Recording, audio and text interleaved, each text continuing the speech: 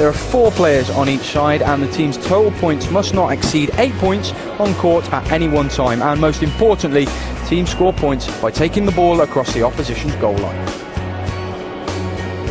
Well, we're delighted to be joined by GB Wheelchair Rugby Team Development Manager James Bryce. Thank you for having me. Are you surprised by this lineup here? We're seeing Canada and Sweden in the bronze medal playoff. Did you expect that?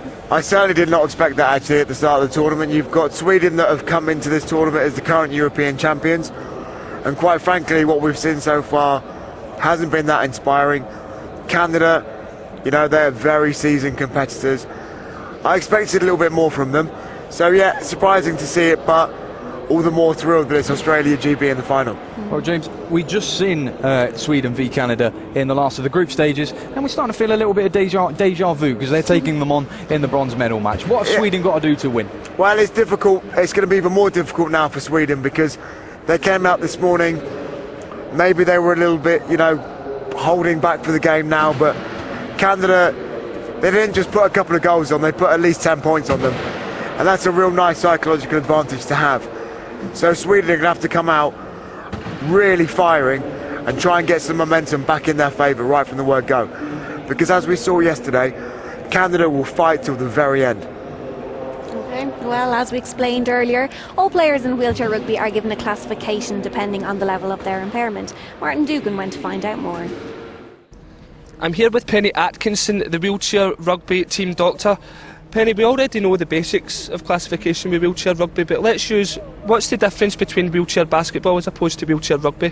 Wheelchair rugby players have more upper limb disability, essentially. So even the very high point wheelchair rugby players would be low point wheelchair basketball players. So how do they go about classifying players for wheelchair rugby? The players are looked at by a panel of classifiers, and they do something called a bench test when they assess all their muscles, their range of motion. They ask them about their injury, and then they'll look at them on court, actually doing specific tasks like dribbling and passing the ball, and then they'll look at them during gameplay and assess them from that. Well, Aaron Phipps, he's a 3.5 on the higher scale of the classification. How would you go around classifying him specifically? Well, we've set up quite a robust medical package around Aaron so that we know his case inside out. The classifiers essentially will be looking at his trunk function and looking at his hand function as well, and how he controls the ball with his hands to check that he doesn't become ineligible for wheelchair rugby. You did mention the trunk function. There's been a little bit of a change when it comes to and the rules with trunk function. Yeah, can you tell us what that is? Quite recently, the IWRF looked at that so that it was made fairer, essentially, because you're comparing other disabilities with spinal cord injury. So it's looking at bringing their trunk function into the equation. So. Thank you very much, Penny. Interesting insight there, James. And the classifiers are here this week, and Aaron Phipps is under quite a lot of scrutiny, isn't he? That's right, he's at the top end of the classification. And when you've got these big guys in your team, obviously they're a great advantage. They're your go-to guys, you know, they're the monsters.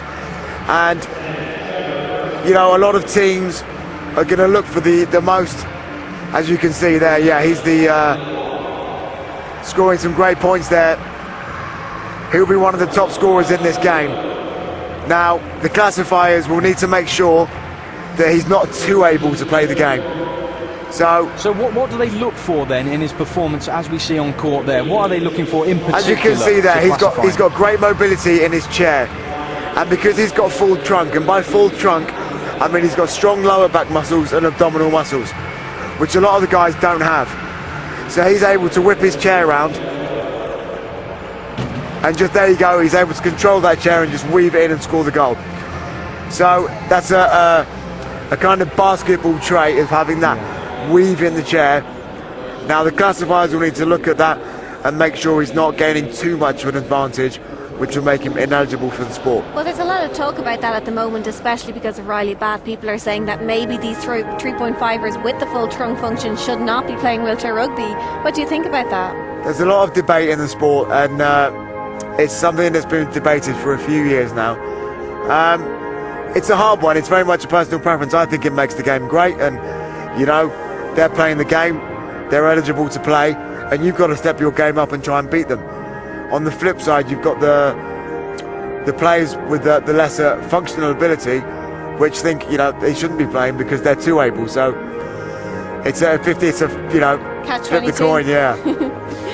If Aaron Phipps was classified out, what would be the consequences of that on the Great Britain squad? No, that as we've seen over the last few games that they've played, he's been a real go-to guy for GB. And when you're trying to combat a guy like Riley Batt in Australia, it's great to have somebody on your team that you can match man for man. So if Aaron is classed out, that'll be a real big blow for GB. Talking about GB, Miles Pearson was reclassified last night. What's that all about? That's right. Again, talking about Aaron and the different functional abilities. Primarily, the sport is played by quadriplegics, so people have had a spinal injury, they have an upper and lower limb disability, and it's very clear cut as to what function they have left and what function they don't. With players like Miles, because it's a progressive disability that he's had from birth, he still has full trunk and full muscle control, so it's hard for the classifiers to get an accurate classification. On this occasion, he's gone back up half a point. Okay, well, the guys are nearly ready down on court now, Sweden versus Canada. What are you looking forward to in this match, James? Well, do you know what I'm really looking forward to? I'm hoping that Sweden are going to come out firing and really give us more of a match than they gave us this morning. Okay, well, it's time for that game. It's the bronze medal playoff. Your commentators are Justin Frischberg and Andrew Cotter.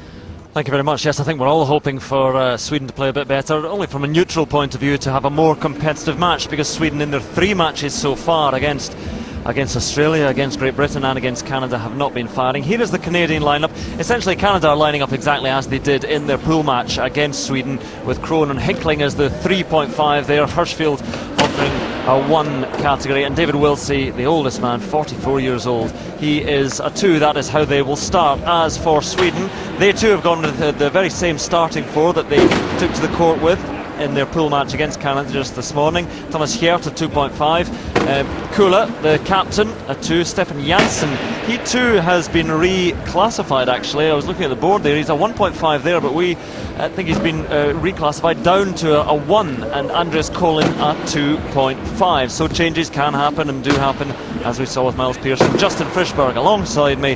That's interesting, but what's interesting is, can Sweden provide a challenge to Canada here? Well, good afternoon. This is the 3rd, 4th playoff. I feel that Canada are going to take it home. They looked really impressive earlier this morning, and Sweden, they just haven't really looked that good this tournament. So I'll look to Canada to really enjoy themselves and play some great rugby out there. There, the youngster there with a fresh face, number 33 is Zach Medell. He is a player of great potential for Canada.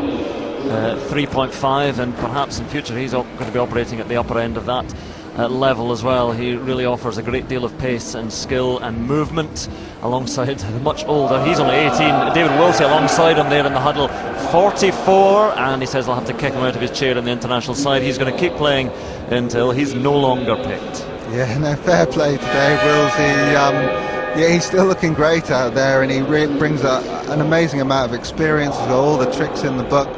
And very difficult to play against still, so he really is, he's not there for show or just for the spirit of the side. He really adds a big impact, and he's on the starting 4.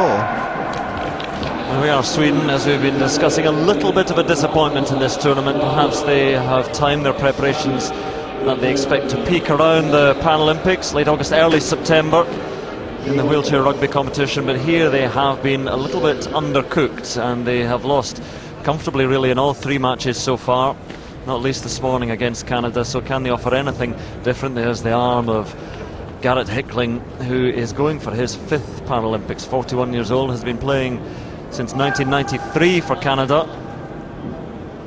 And just final acknowledgements from the 2 starting lineups. And I've seen footage of Garrett Hickling in the 1995 World Cup, and that was an amazing bit of footage, because the game was really moved on, but he's been there since the beginning. Well, he was saying that when he started, they really were almost in basic chairs. The wheelchair technology has moved on as much as anything else. Ready for the tip-off, and watch Kula, the tall captain for Sweden, good man to have in the tip-off, and gets it back to Janssen, the reclassified 1 now, used to be a 2, and he gets it back to Hjelt. And here to Kula, and on to Andres Colin, who just gets in despite the attention of Garrett Hickling for the first score. Here's the Swedish coach Benoit Labrec, Canadian himself, and his fellow countrymen now charging forward for their first goal, and it will come through Jason Crone. Watch how often he looks upfield, high up the court, just waiting for the long pass. Yeah, Jason Crone, huge long arms really when he gets into his stride, very pacey player, making a big impact for Canada, and 2012 will be a big Paralympic debut for him. Geert finds Janssen, in comes the hit from Dave Wilsey, but Janssen in to score. It may have been the case, even though Sweden were poor in the first two games, that this morning they just weren't particularly motivated for it, knowing that this is the one that matters. We'll see if they can pick things up. There is Crone on the long ball. Yeah, but I think Canada will be prepared for anything they throw at them, and you know, they'll be up for winning this final match. They don't want to go home on a low either, so they're a pretty competitive bunch. I'm sure it will at least be closer than this morning's match. Here is Andres Colin. Garrett Hickling stretching out an arm, and the ball is loose. Janssen gets it for Sweden. Janssen under pressure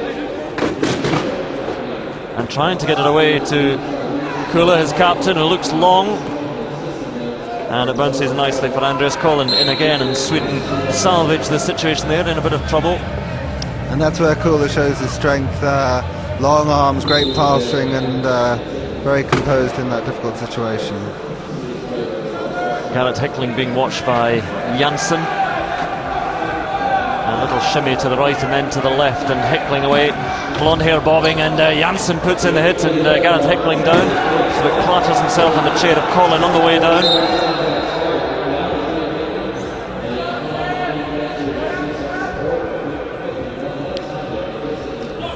I'm not sure quite what happened there. Andreas Colin hung around Garrett Hickling as though maybe there was something wrong, that Garrett had been hurt.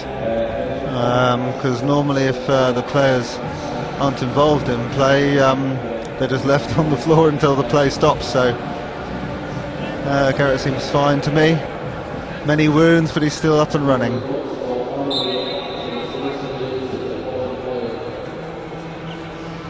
Hickling it is who re-emerges with the ball, and Sweden now back in a key defence, 3 men in the key area. That's the maximum they're allowed to have in, and Garrett Hickling just cruises round the back.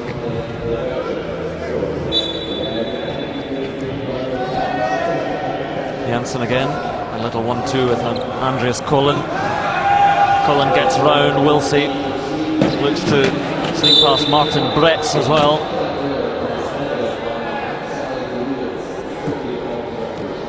And Dave Wilsey into the bin.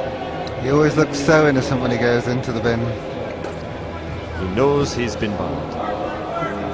Now, on that play, he'd just been beaten for pace and couldn't catch up. The contact was just a last-ditch effort to get something out of it. A professional foul there. Kula.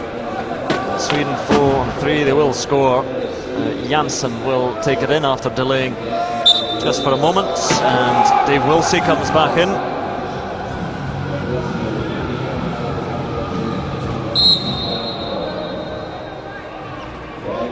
I think Garrett Hickling has suffered a puncture.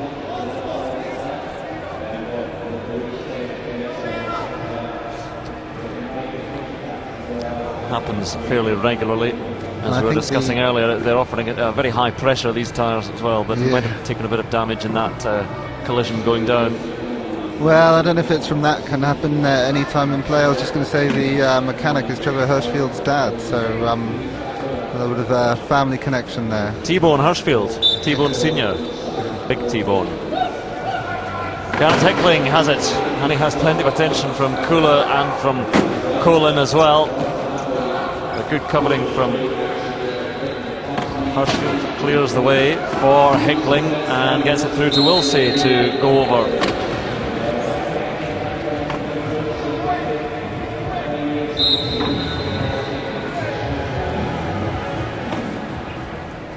See Hirschfield trying to close in on Kula there, but Kula is so tall, just lob it high to him and he'll reach up and get it. Colin Chest pass long to Janssen. Janssen has Geert arriving at a bit more pace, and he will cross.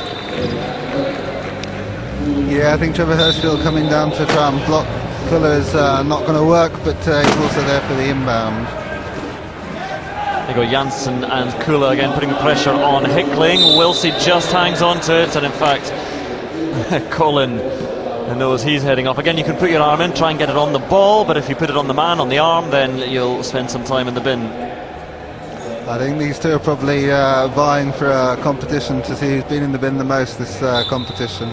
He's right up there, Colin, Andreas Colin. Garrett Hickling just lobs it forward, and Jason Crone will cross, and Andreas Colin will come back on.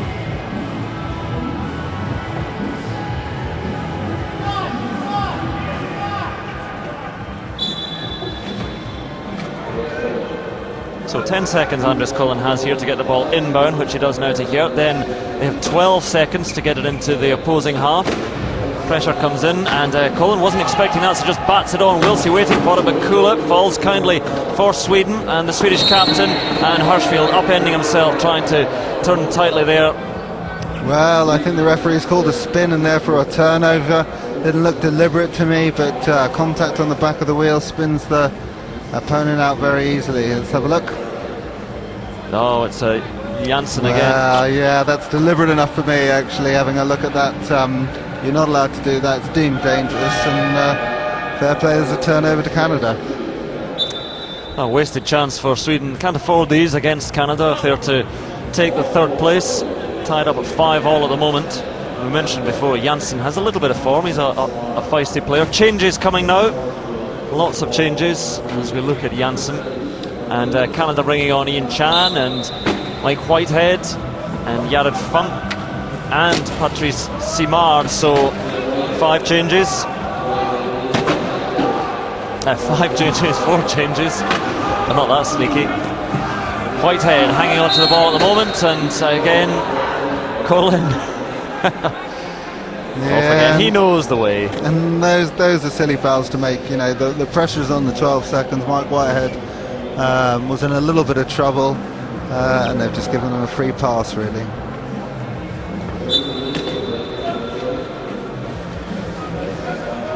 So a couple of mistakes there from Sweden, but one from Canada as well, and Kula has it, playing with 3 men, but the Swedish captain, you can see that Janssen is clear and just lobs it downfield. Janssen waits. Simard is back there. Janssen doesn't quite have the pace. He calls a timeout, caught the ball, but very near the sideline, and Mike Whitehead and Patrice Simard, he had to do the sensible thing and call the timeout, otherwise he's going out of bounds. Sweden getting ready to make some changes as well. We've got Mikael Wahlberg and Tobias Sandberg getting ready to come on. Sandberg there on the left, he's a 3.5, Wahlberg a 0.5.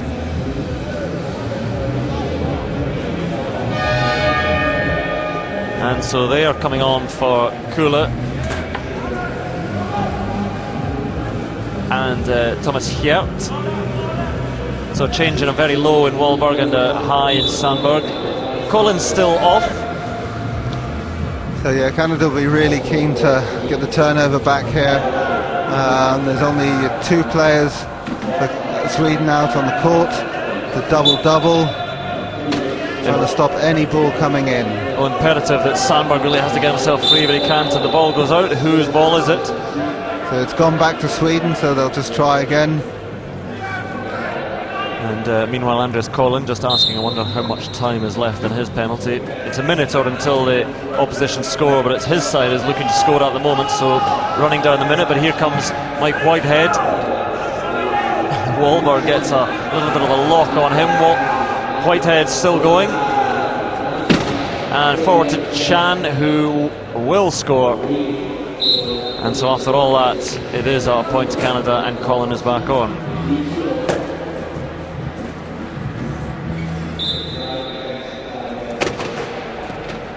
In from Wahlberg to Colin, nice turn. Well, Andreas Colin, chance attentions, can't quite stop him, and Colin goes all the way.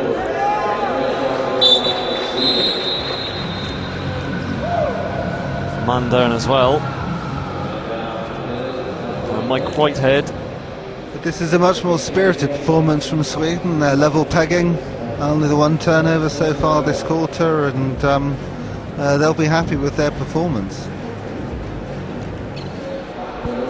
For Sweden, it's not just about saving third place in this tournament, it's about getting a win over one of the rivals, perhaps for a bronze medal in the Paralympics, and just showing that they are still going in the right direction, because by and large this tournament has been almost a step back for the European champions. But this would be a real confidence booster to take forward into the tournament in Canada in June, and then of course on to the Paralympics. Big hit from Wahlberg and Colin on Ian Chan. Whitehead still has it though, and Patrice Simard goes in. Interesting to see Ian Chan burning Colin there, just like he'd been burnt on the previous play. A little bit of revenge there. Colin, Chan in front of him again. And there's Colin, past Funk, and Wahlberg attracting the attention of Chan, leaving a bit of space free for Colin. He has to wheel pretty sharply with Simard upon him, gets it to Sandberg. Sandberg sees a wall of Whitehead and Funk in front of him, so tries another avenue.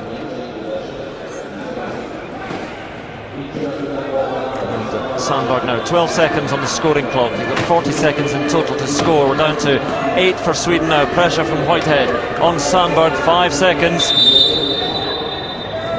So 10 seconds, no dribble. They were near the shot clock violation anyway, so a good turnover for Canada. The key defence proving very effective there. So Sweden going to make changes again. Off goes Andreas Collin, on comes PJ Ullman and Thomas Hertz, and off goes Sandberg. So 3.5 and Ullman coming on for Sandberg, and like for like, and Hertz coming on for Andreas Collin, both 2.5s.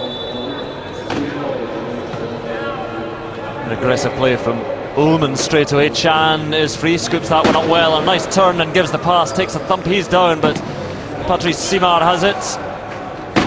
Canada attacking with 3 with Chan still down. Whitehead trying to free himself and complaining loudly there about getting battered in the face. Yeah, well, at least it didn't get a contact foul, but it did make the referees pause and get Ian Chan back in the game. And that's very necessary, as they wouldn't have been able to do very well without Ian on their team. So a little bit of theatrics, I think. Well, I didn't quite see the contact there, actually. Well, you know, there's going to be fingertips and all that sort of stuff. We're fairly used to being hit in the face a little bit. Mike Whitehead making the most of that. Chan is back with us, and Canada still have it, looking to take a 2-point lead. 3 minutes to go in this first quarter. A reminder, 8 minutes per quarter, 2 minutes between the first and second quarter, 5 minutes at half time, and 2 minutes between third and fourth, as Whitehead bullies his way forward for the score for Canada, 2 in front.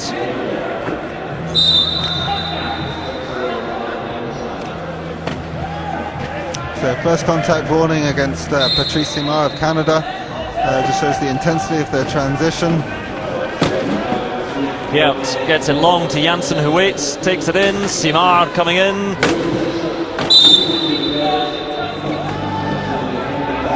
Yeah, a lot more aggressive from Sweden. BJ having an impact already. Good to see from them. They seem to have woken up. Sweden get the goal within 1 again. Ian Chan, Ullman here. Working well on Chan, but Chan gets himself away from Ullman and Wahlberg, and to Whitehead.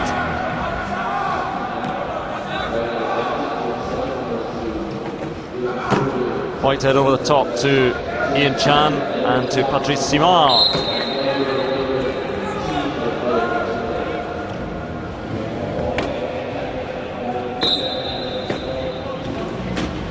Mikael Wahlberg, man to inbound, as he always is for Sweden when he's on the field. Hertz, and long it goes for PJ Ullman to run onto. Then he goes for the score, back within 1.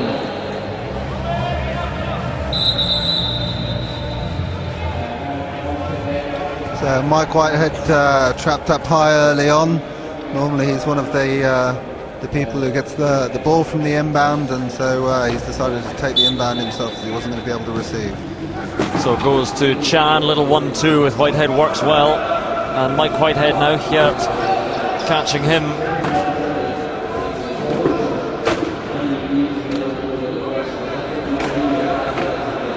Whitehead still going.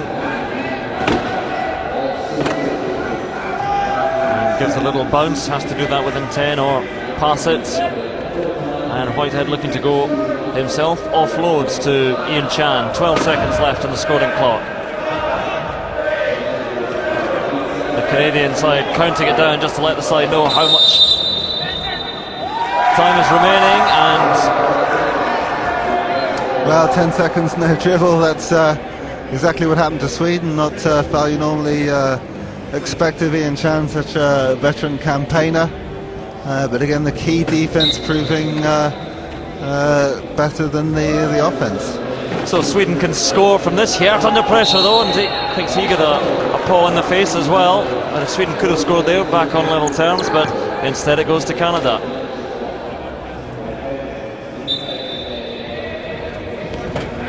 Ball just came off his own face. Yeah, he was under pressure from Mike Whitehead, and the ball just flicked him up in the face. Chan then, Ullman trying to keep him at bay, but good blocking work by Simar, and Chan will make it through himself.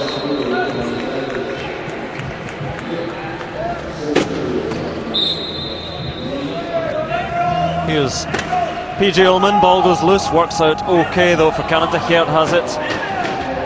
So Ullman acts as his blocker, and a little spin coming in. Simar takes down Hjert. Whitehead is also down. I don't know how my Whitehead came down. There was an aggressive hit from Patrice, just being called a normal spin foul. You know, it's illegal, it is violent. It was deemed part of the game, so nothing flagrant, nothing unsportsmanlike in it. So it'll just be the penalty, the minute or the goal situation. There's Patrice Simard, 33-year-old from Quebec. He looks quite pleased with his work. Yeah, I think he does. It was a pretty hard hit. He enjoyed that. They can be called as a flagrant sometimes. So yeah, I think he did. Nothing foul about it. PJ Ullman just wandering in for Sweden, waiting the clock down to 55 into the final minute. Seems going to a bit of a go slow, trying to ensure they have the last score.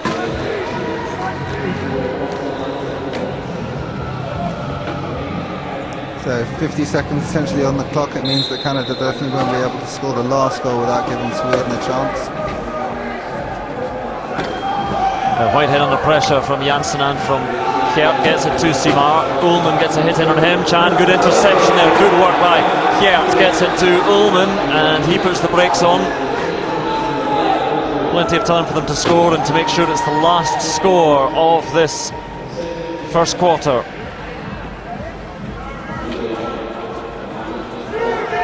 Canada sitting with 3 in the key area in defence. Chan comes back to help out now as well. 11 seconds remaining. Ullman decides to batter on in there, then just lobs it over the top to Hjert, waiting for a moment. Ian Chan doing a deliberate contact to get a penalty goal because time was running out. Gives them a second or so more on the clock, 6.4 to find a way to score a goal. They can score in 6 seconds. Here they go. Whitehead heading on. 3, 2, 1. Not going to happen for Canada. So, at the end of the first quarter, much better from Sweden than we saw in their first match against Canada today, and they're tied up at 10 apiece. Yes, Sweden coach Benoit very happy, so he should be. Much better performance. Maybe this is what he was thinking about. He's a new coach putting in a new system for the team that he says, and he'll be very happy. See if we can listen to the words of wisdom from the Canadian camp. Jan, we're a little over the map when we came to defense.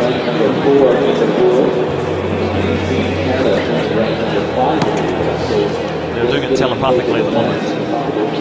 Yeah, they look a little bit maybe shocked that Sweden have come out so hard. Maybe they hoped it would be a little bit easier. Keep on attacking. When we're attacking on offense and defense, everything's good. All we got, guys, all we Keep got. your wheel speed up. What's Sweden do a lot is a lot of little hits that slow you down and give their players time to recover and get a second hit, and it's great teamwork. All these little niggles take it out of you when you're carrying the ball, and they've done it to great effect that quarter. Let's go, Black. Don't stop pushing. Show me. English is the language of choice for Benoit Labrec, the French Canadian, who's coached Switzerland and now in charge of Sweden. Luckily for me, English is the language of choice for the whole sport, which is very nice.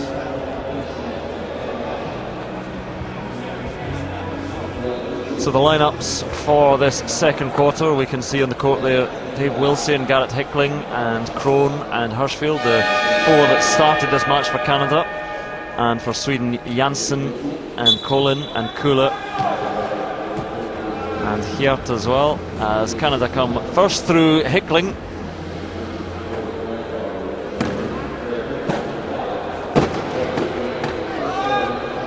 Garrett Hickling just wheeling and heading round, and Cullen will try and close him off, and does so.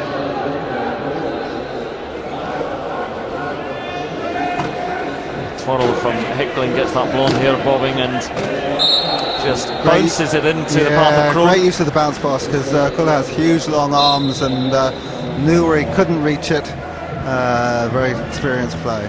Cullen to Per Arne Kula. And Hickling gets a hand upon the ball there. So that's a jump ball. The arrow's pointing to Sweden, so it remains Swedish possession, but now the arrow will now change, hopefully, to point towards where Canada are going to score. That should happen when the ball is inbounded and not before. There you are, the arrow pointing to Canada. It happens when there's a judicious ball, and now it will go to Sweden. The next jump ball will go to Sweden. It happens when there's a player gets a hand on the ball, or perhaps when the ball goes out and the referee is not sure who it's gone out of. It'll be a jump ball, and it will simply go to the side that the arrow is pointing to. It alternates.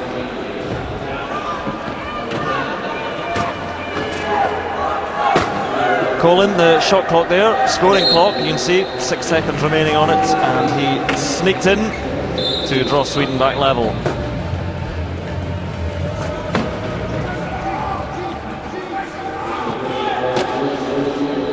Wilsey pops it over the top to Crone.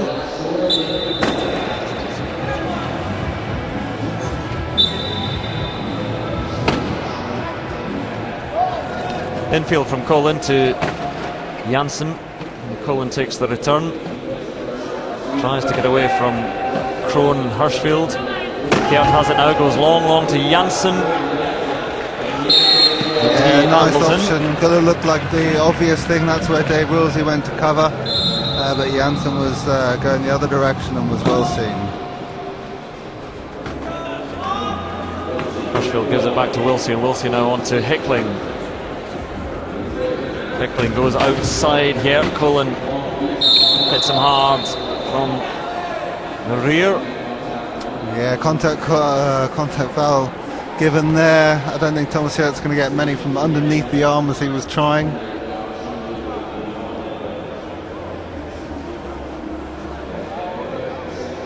Yes, you saw here reaching in under the arm there and contacting Garrett Hickling. Changes again for Sweden. Back on comes Tobias Sandberg there and Mikael Wahlberg. Off go Colin and Kula.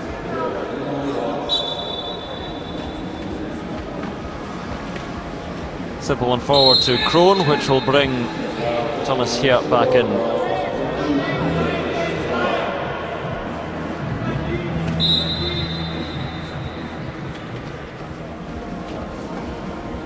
There's Wahlberg. When he's on the court, he's always the man to inbound it. Nice one over the top by Hertz. Outside Sandberg arriving. Garrett Hickling closes him down. And Sandberg now closed in, and that will be a contact foul as well, will it? Yeah, Garrett Hickling called for that. You know, I thought the first time he reached was probably quite sensible, stopped Sandberg getting off an easy pass, but then just tried a little bit too hard, called for the contact foul. I think he thought he felt a ball there and thought he'd just try and grab it out of his hands. Sandberg again locked in the middle there, but this time he just pop it over to Geert. And Thomas Geert will score. Garrett Hickling will come back on. Garrett Hickling will instantly go to be the inbounder.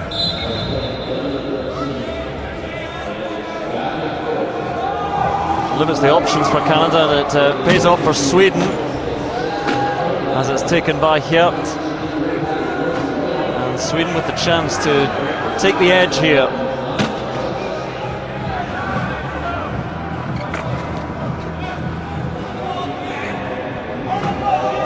Long pass, Sandberg gathers. Well, good work by Wilsey getting a hand in there legally, and Krohn went in and spun off the edge of Wahlberg's chair. But that came off Canada, so the shot clock has been reset to 40. It was down to 11, so Sweden were under some pressure, and Canada hitting the ball out has actually given them a little bit more time to recover.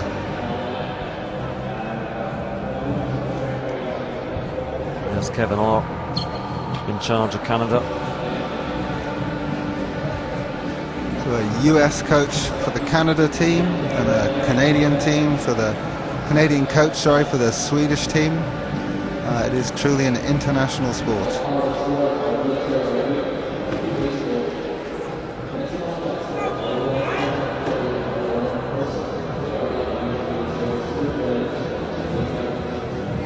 So we're just about ready to go again.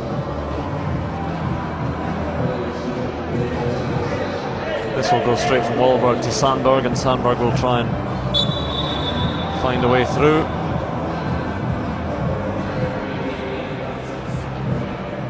The referee's having a discussion.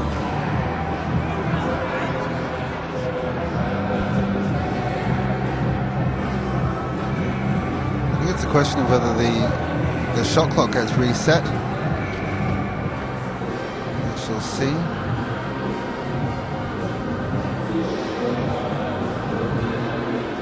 All the table officials have been being trained up over the last year or so, getting ready for the paras.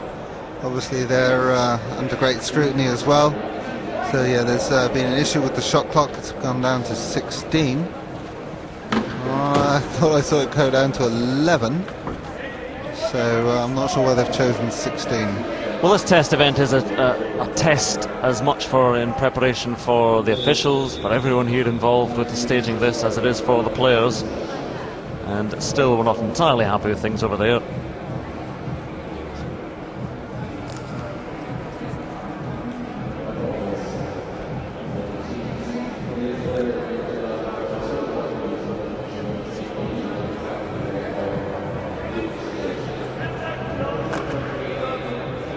Switch it off and switch it back on again. Control, Alt, Delete.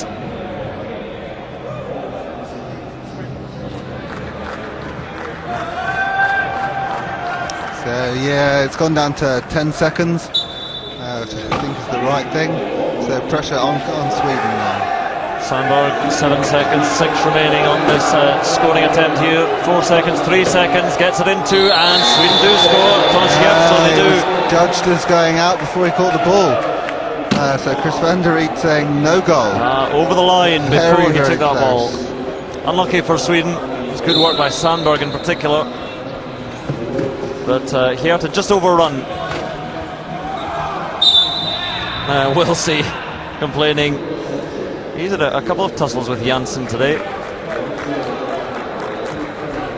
Yeah, but I guess all these contact fouls and people in the sin bin shows that Sweden are certainly up for it, and yeah, they may be penalised once or twice, but they're also getting turnovers here and there, so that's the way you've got to play sometimes. Oh, Hickling with the fumble. It'll go back to Sweden. You can hear the noise coming from the Swedish bench as well, even they're fired up. A different Swedish side. From Wahlberg to Hjert, Hickling trying to make amends by squeezing Hjert back. Just opposite, sideways to Sandberg, has to gather that before it went back into his own half. Hjert now, no way past Hickling there, Hickling reaching out his long arms. Yeah, he shouldn't reach, they got 4 on 3, they should make this count. Sandberg to Hjert, and against the head, Sweden score because they still have Janssen in the bin, and that's an important score. Yeah, a big morale boost when you're playing with just 3 against 4 like that, and you still manage to score very good stuff. And Dave Willsey showing his frustrations. Long it goes to Krohn, and Canada will get an easy score, but that will bring Janssen back in, and while they were down a man, they managed to score themselves, so nothing given up there.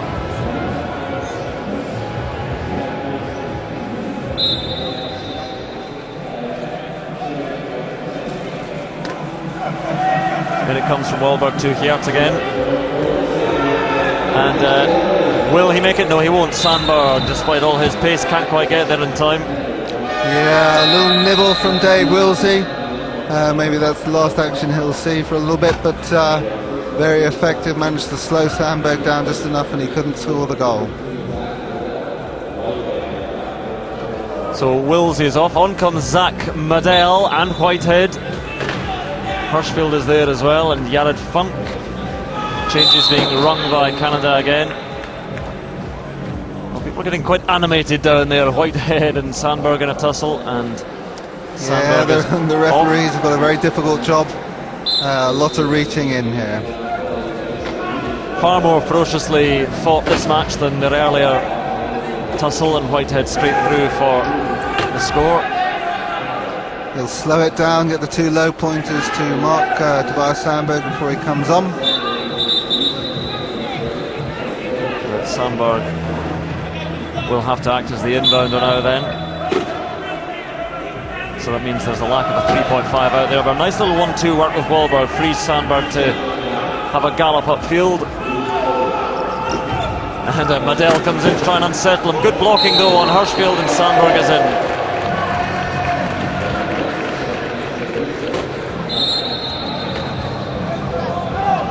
Quickly taken by Hirschfield to Whitehead, Madel. And Zach Madel, the 18-year-old, and only just 18, is in for another goal.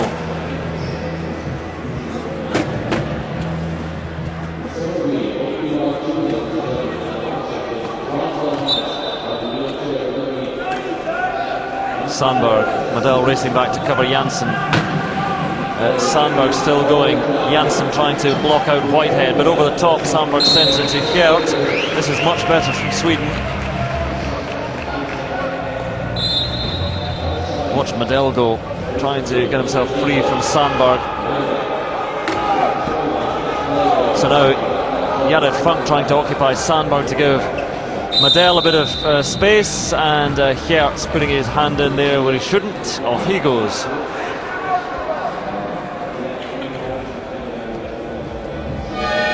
It's worth the risk sometimes. Try and get your hand in there, get it on the ball, get a jump ball, but if you make contact with a player, then you're off. I think generally when the player's going past you, you've obviously just been beaten for speed. The referees aren't going to call it because essentially your arm will come in contact with the body before you actually get a decent jump ball. That familiar switch of 3.5 for 3.5 for Sweden has happened again. PG Ullman coming on for Tobias Sandberg. There's Madel, and Ullman making his presence felt immediately. Madel just gets it away to Whitehead though. PG Ullman very sensible there, didn't go for the extra push that might have pushed that Madel out, because that could have been called a flagrant foul, which would have caused them all sorts of trouble.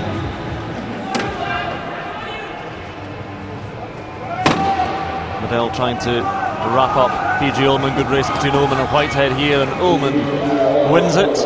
A great pick and roll from Thomas Hjert down there, taking Zach Madel off Ullman to give him that space to go running. Quickly in from Hirschfield to Whitehead. Ullman just about got Whitehead, but Whitehead did well, and then sees Madel long, and Madel is in. would say call that by his fingertips, but he doesn't have any fingertips, so he did very well to bring that in. Kjert. Wahlberg trying to occupy Whitehead, does it well. PG Ullman. Ullman with Kjert outside, and it's to Kjert that he goes now. And Sweden levelling it up. It's goal for goal at the moment. This quarter just falling into a rhythm. The clatters off the ball as Sweden try to mark out Madel, but he gets himself away.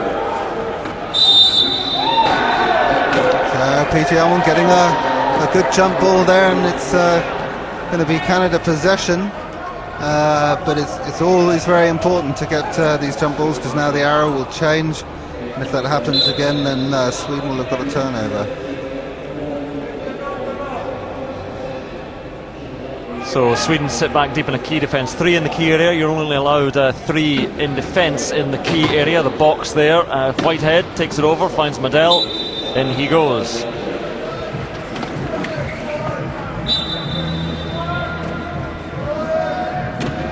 Ullman thumping the side from Whitehead, so Janssen comes in and tries to take him out.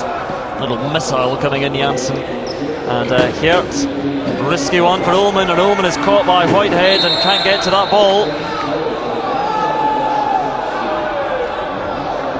Well, Chris van der Riet saying it's a Swedish ball. Again, the shot clock has been reset to 40. I think there will be more discussions here.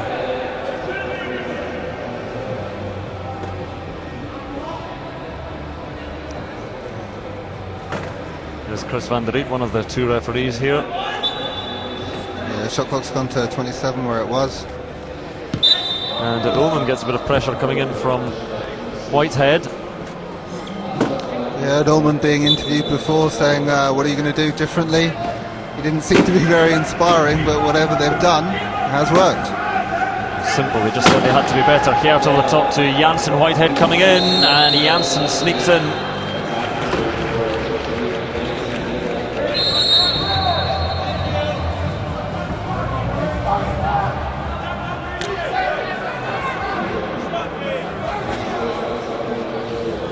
So it's just a first contact warning, so PG Ullman doesn't have to sit off. Hirschfield to Whitehead.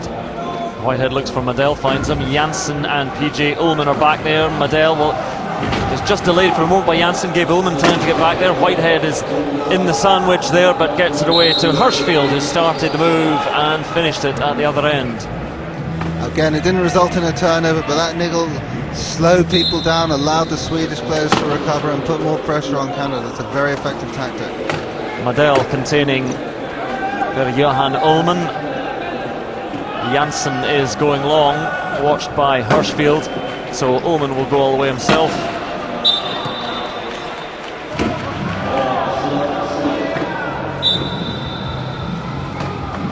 Certainly a bit more feistiness in this game as well, as more competition. Whitehead again from between Wahlberg and Ullman, he manages to break away. Gets that pass to Madel right down in the corner though. Time out he calls just before he goes out. Yeah, Mike Whitehead opting for their pass rather than pushing out is very close to the 12-second count. But it just drove Zach Madel into a corner and he had to call the timeout. Canada making changes again, but here was the pass. Madel heading for the corner at high speed, gathers it, time out.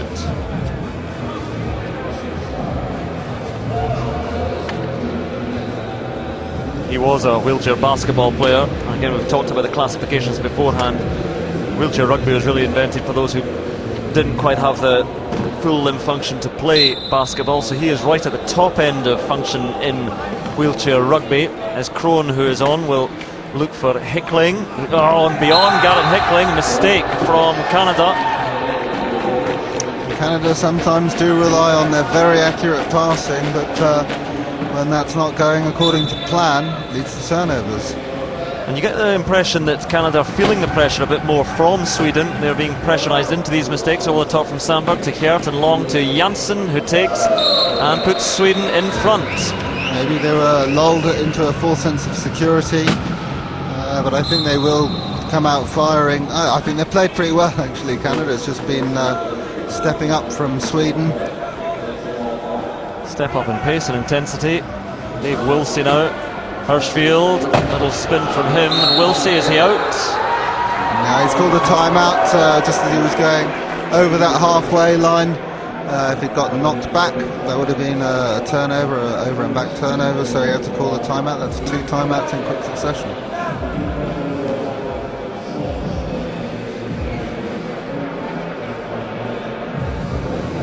He always does it with such a casual air, Dave Wilson. Timeout. I was never worried, never under pressure.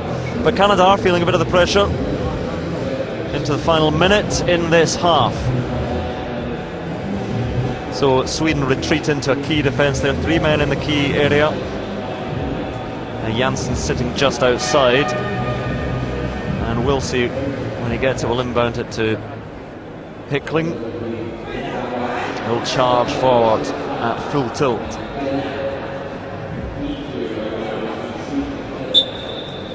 Into the final minute then. Hickling just looking to see if he can spy a weakness in the defence. Goes towards Wahlberg. And Hickling throws it to Wilsey, just gets it before toppling over the line, and we're back all square.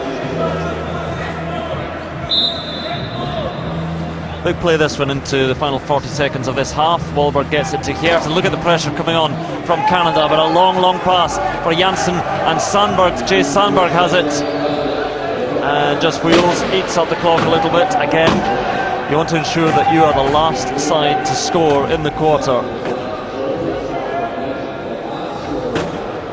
The Swedish 2 low pointers are trying to keep Garrett Hickling out of this defence. They don't want him reaching in. They know how good he is at that.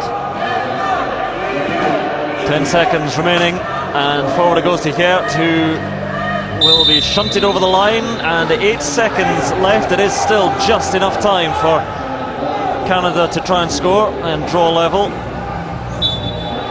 Push, says Benoit Labrec to his Swedish team.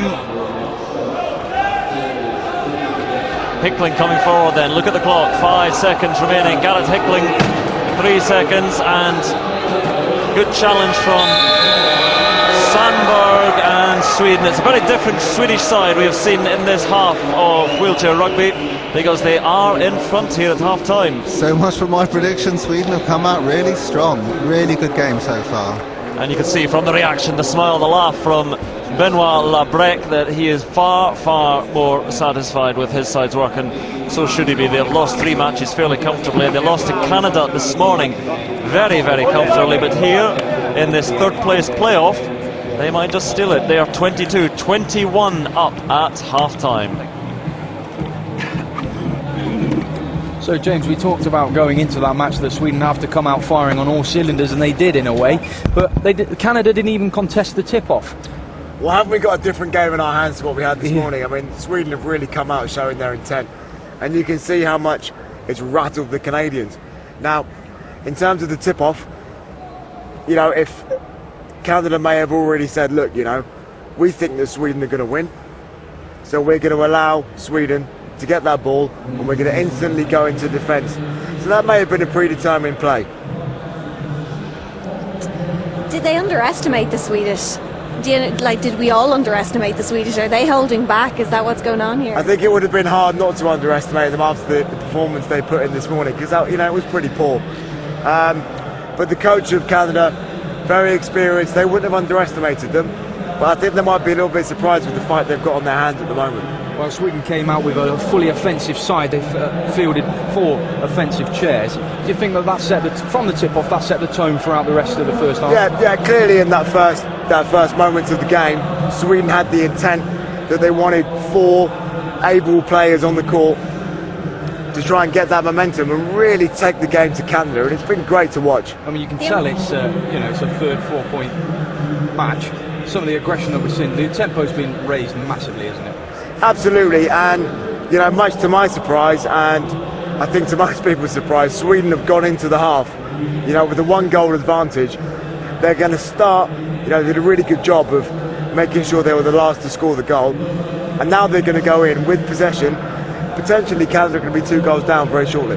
We saw the delight on Lebrec's face there as half-time blew. Will they take a lot of pride from this performance? Absolutely, you know, even though they probably didn't mean to, they let the game go this morning, and they would have been feeling so deflated. That it's great for them now to go in with that momentum. Job done as far as they're concerned.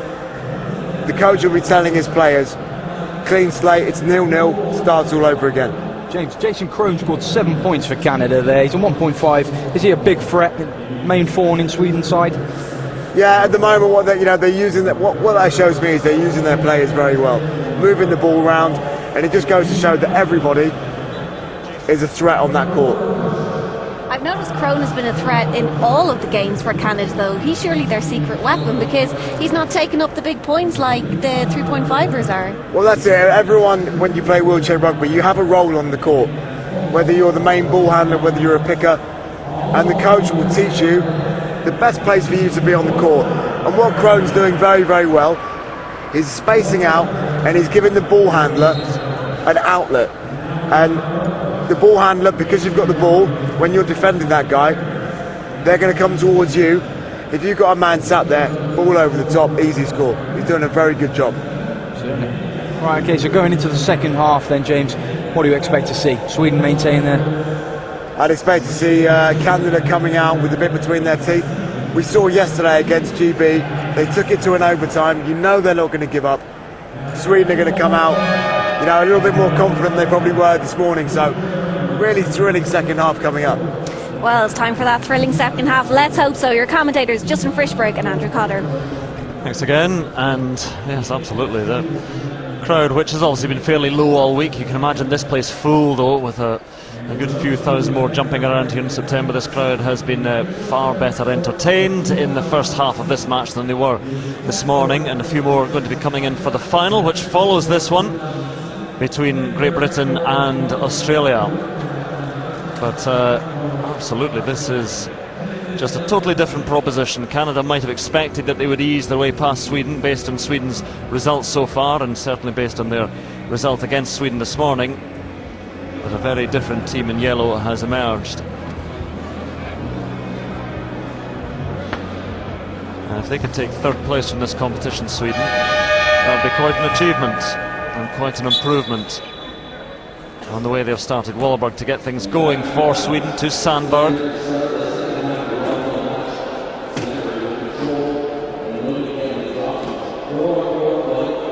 And that's why it's so important to be the last team to score in a quarter, because you'll start, and so it's like scoring 2 goals in a row if you can.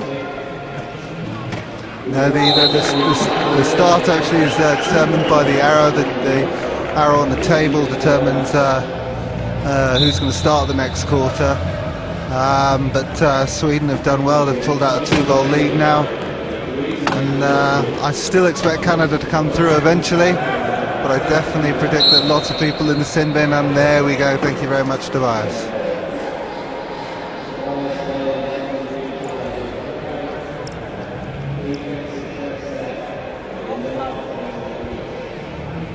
And the lineup's just a reminder there. You can see Dave Wilsey inbounding it, and he gives it to Hirschfield. Canada also have Hickling, who's on the ball just now, and long it goes to Jason Crone, who will take it in for Canada. Sweden has Sandberg and Hjert and Wahlberg and Janssen on the court. It did take me about 12 years to understand the jump ball rules and everything that happened around that, so don't feel too bad, Andrew. Never feel too bad. The next jump ball we do know will go to Canada. The arrow's pointing at them. Anyway, Hjert here. Good thump coming in from Crone, but he gets the ball away nicely to Sandberg on the charge.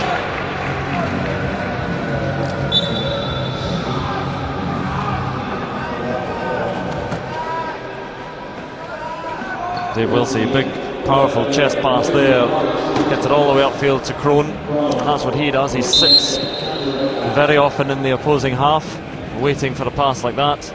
Yeah, it was a great pass. I could see Crone drawing Mikael Wahlberg to one side of the court, opening up that middle, and very effectively taken. Wahlberg to Hjert, Janssen clattering into Crone, and Janssen now chasing back to cover to try and get away rather from Wilsey, or occupy him as Geert goes through, and Garrett Hickling is down again. Well, and a spin call against Stefan Janssen. He doesn't seem very happy. Certainly unnecessary between the goals.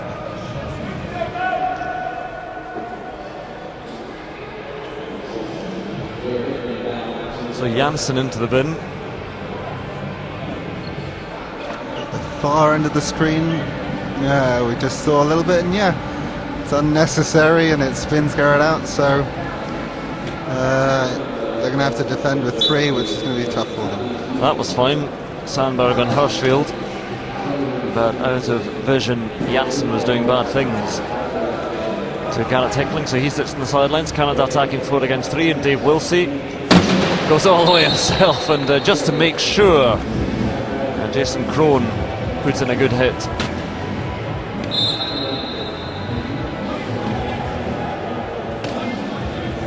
There's Mikael Wahlberg, one of the .5s, but he's got good long arms. Sandberg has power in his arms and just lobs it nonchalantly upfield, and Thomas Geert in again.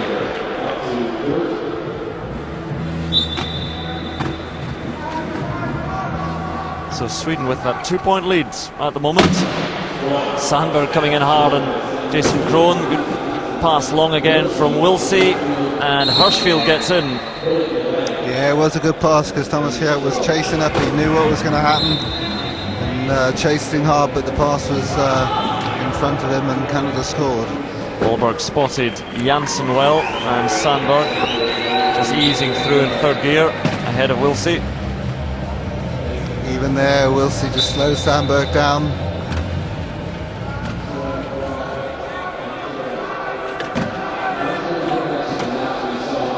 Oh, and could have been a bit painful there. Crone going down, hitting himself on the side of Wahlberg's chair.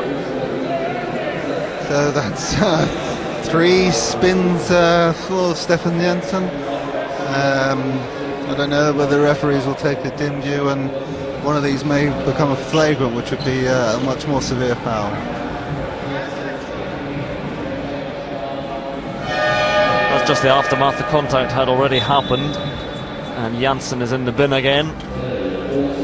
And so Canada are deciding to ring the changes. Now, Jason Crone had a word with Janssen before he went off there. Jason Crone, who was taken down by Janssen, so he came across to the penalty box and barked a little bit of something at Janssen before he headed off. I don't think Janssen will mind too much about that. I'm sure he's been barked at a few times.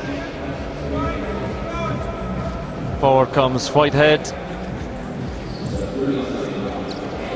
to take the straightforward score for Canada. Back on comes bad boy Janssen.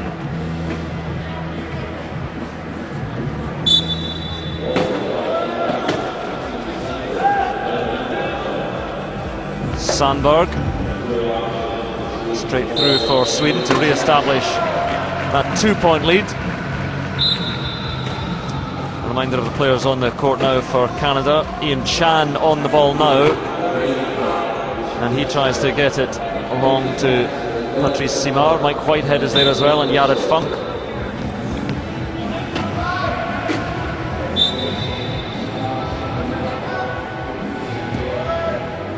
Here's Janssen from Wahlberg. Janssen takes a hit from Simard, gets it away to Thomas Geert.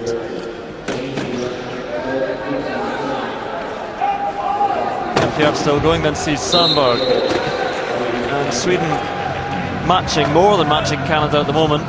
They're playing very well. They're really quite composed when they're getting out. Doing nice pick and rolls for each other. They seem to have a system that they're working to. And Canada don't have any answers at the moment.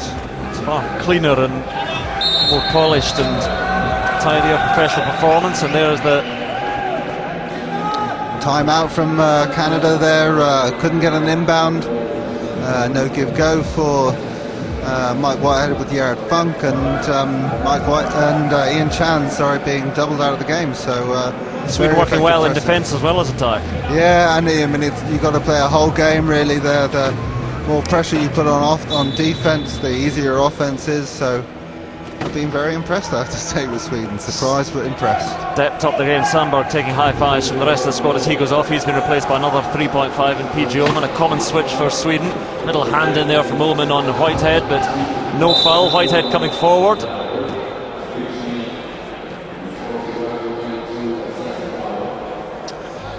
And with all these reaches that Sweden are doing, when Canada on offense, it's not too big a penalty, but the transition, so Thomas Shirt now in the sin bin, he's stuck there.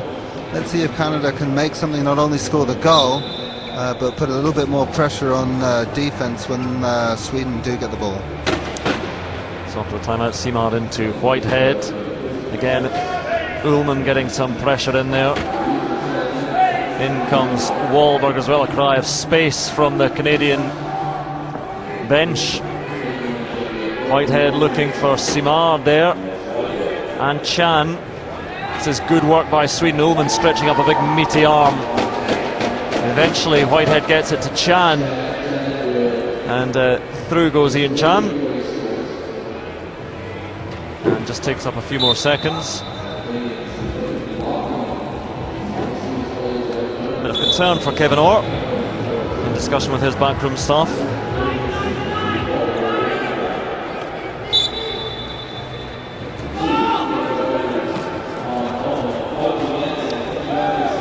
Janssen just bounces it. Oh, it's gone a bit loose.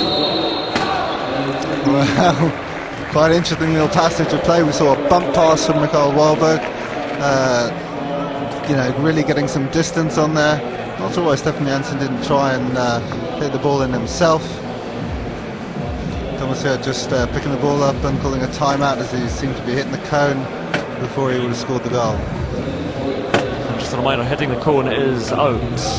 And if we remind the referees that the cone has not been moved back. Somebody remind the referees? No. Wahlberg looks for Ullman, who has to work hard to get that, but here now will have a more straightforward crossing of the line, and Sweden's lead is back to 2.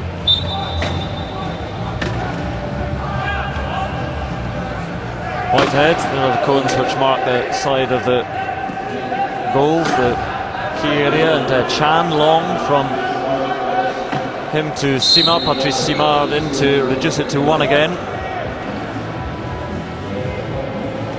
So that bump pass that Mikael Wahlberg did before, that can really spread play out, and they've done it again. Just gives them a bit more distance, and Janssen has it. Oh, double thump comes in from Whitehead and friends. I think very interesting tactics really from Sweden, because they didn't see that in the first half. You thought, does Wahlberg trust himself for those bump passes? And he obviously does. So Wahlberg waiting, thinking, and then finding PG Ullman, and Whitehead trying to shove him out, and Chan coming in, but before Ullman heads for the sidelines, he gets it over his head to Hjert. It's good work by Sweden. Simard was in the bin.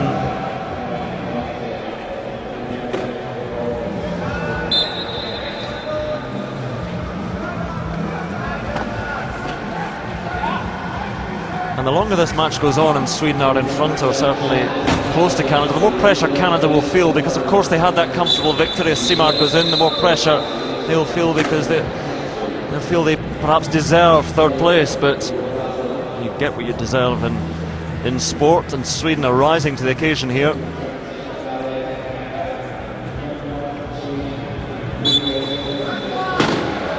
Wahlberg looking for that chest pass to Hjert. Chan is back quickly enough,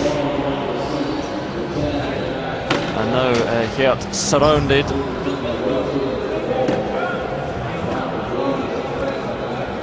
Ullman now comes steaming in. He was trying to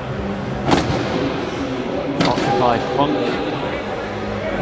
and Hjert again. Still 15 seconds left on the scoring clock. The ball is loose though, and Canada have it. An invaluable turnover it might prove to be. Yeah, they got the turnover. Ian Chan was turned around, so didn't have vision up court. probably waiting, just hoping that another Swedish player was going to contact. But when that didn't actually happen, he had to call a timeout. Here we go, hands from Mike Whitehead. And Ian Chan turned around, unable really to get any effective passing off.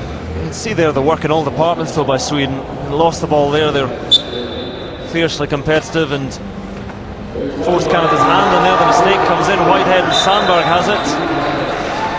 Yeah, that's what we call about transition, offense, defense, and the quicker you react, if you can react quicker than the opposition, you'll gain the advantage. You'll get these 50-50 balls more than they will.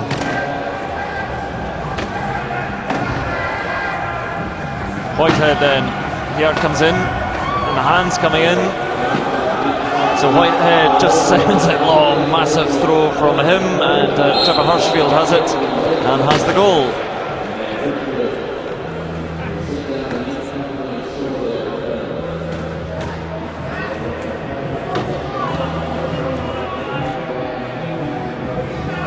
Yeah, Tobias Sandberg caught in a very bad corner there, so it calls for the inbound. And takes it with the 1-2 with Wahlberg.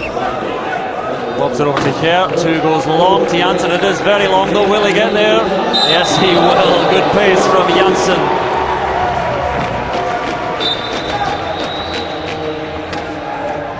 He did a little lap of honour in front of his team there, watching all the way. And now Sweden pressing so hard on Whitehead. Madel is on though for Canada and calls for time-out, and Sweden seem a little bit nonplussed with things. I think Canada have no timeouts, so it's a turnover. They've run out of timeouts. Sweden still have 2 left. And there perhaps Madel again, a little bit of experience, not knowing that the timeout situation, but Sweden really are looking very, very impressive at the moment. And so fired up as Geert has it. Madel and Whitehead and Funks around him. Geert and Wahlberg wasn't aware of it. Can Sandberg get it? No. Whitehead has it for Canada. And Sandberg and Geert in a fairly fierce discussion there, the teammates. Well, what an exciting game we have now. Canada really responding with aggression of their own. And well, I think this game is in the balance. I predicted Canada, but well, let's see. Hirschfield, risky one there with the long arms of Wahlberg stretching up to Whitehead, but Whitehead gets it and sends it to Madel, and he will nibble away at the clock a little bit again. In he goes, and Sandberg comes back on. No way through at all there, so he'll have to go and inbound it because his way was being barricaded.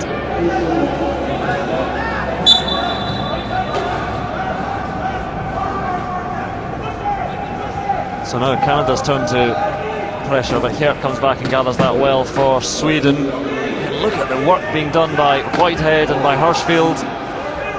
Sandberg tries to get away himself. Yeah, very effective work. Trapped them low down on the baseline there, and Sandberg wasn't able to get out.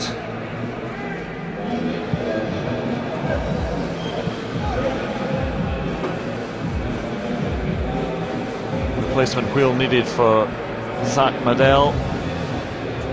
The timeout situation, sorry Andrew, was Canada have obviously burnt all 4 of theirs. Sweden have 1 more left, so if Sweden burn their final timeout, then there's no more for either team. I can see Coach Benoit has called coach's timeout.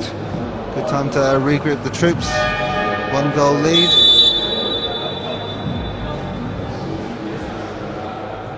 So much good work has been done by Sweden. They wouldn't want to let it slip in this 3rd quarter. There is Kevin Orr just passing some changes which are going to be made for Canada. I can see Ian Chan waiting to come on.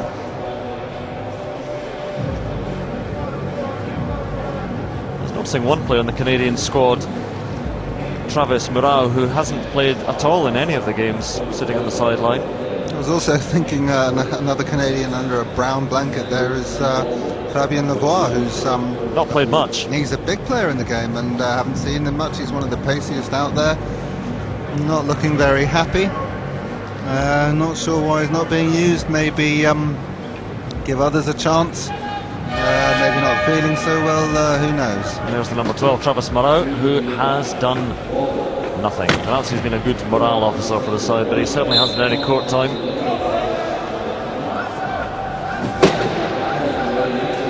It's coming in from Janssen of Whitehead, gives Sandberg a little bit of space, and Sandberg tries to get past Chan and past Funk, and gets that ball away to Hjert. So Sweden doing very well just to get over that halfway line. Tobias Sandberg knows that there will be Swedish options just sitting probably a metre beyond the halfway line, just making sure that they can get the ball over the half within the 12. And then Patrice Simard, maybe in frustration, reaching in. Dave Woods, the British referee, calling for a contact foul. Wahlberg just throws a little dummy with his eyes and gives it to Janssen.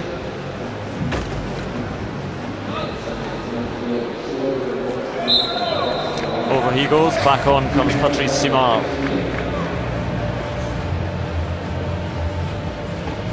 So 90 seconds, 93 remaining in this third quarter, and Sweden 2 up. They've maintained their advantage that they had at the start of this quarter. Whitehead takes it short from Simard. He's such a bustling figure when he gets the ball, Whitehead. But a steal by Sweden. Well done by Hjert and Sandberg. Janssen is long, and Sweden will stretch the lead to 3.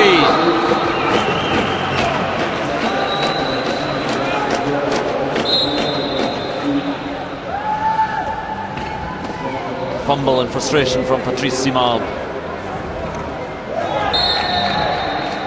Now, a lot of these Swedish players have very, very long arms. We've got a little tip from Stefan Janssen to prevent the ball coming in. Mikael Wahlberg's had a few little tips and fingers and got a turnover from Mike Whitehead. They sit low in their chairs, but when they reach their arms up, they can cause a lot of damage. Simard looking for Whitehead, and he sends it immediately long for Ian Chan, who is in acres of space, and that will haul Canada back within 2.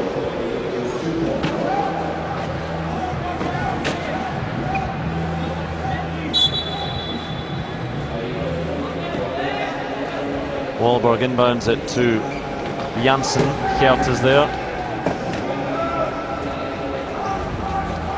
And yet Simard puts in the hit, but Simard heads straight off to the bin. Yeah, I think that was worth the tries on the halfway line. If he'd managed to sim in just a little bit less and maybe turn him back over the halfway line, that would have been the just explain, Justin, why that is an illegal hit as opposed to others which aren't. Well, essentially it's dangerous if it's from behind. The chairs are so tippy that if you hit them from behind, most often than not they'll spin and fall over. So that's been deemed dangerous. Anything from the front, that's fair game. Well, a good square hit from the side is okay. Yeah, they talk about behind the axle. It's often hard to judge for a referee, but you can sort of just judge it from how the chair reacts, how violently it spins, and that's what the referees will look at. And Chan there calling for a timeout. No, I think it was actually contact foul from Thomas Hjert. Correct. I'm just testing you at this stage of proceedings, Thank Justin. you very much. I'm also looking on the Canadian bench and talking about Fabien Lavoie. He's warming up. So maybe we'll see him in the fourth quarter. Maybe they have been holding back Canada in terms of one of their big guns. I think this fourth quarter is going to be some fireworks. Well, back to within 2 points. Canada, 30 seconds to go. There is Lavoie on the left, alongside Patrice Dagenet. So Sweden keen to score the final score of this quarter and perhaps take a 3-point lead into the final 8 minutes. Hjert, Sandberg,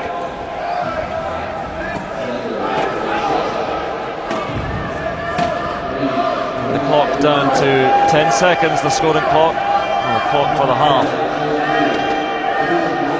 For the quarter, rather, Sandberg decides to go in now, and not enough time for Canada to score again. Yeah, Sweden have had time to get back. Canada won't score from here. So it looks like a 3-goal lead going into the fourth quarter.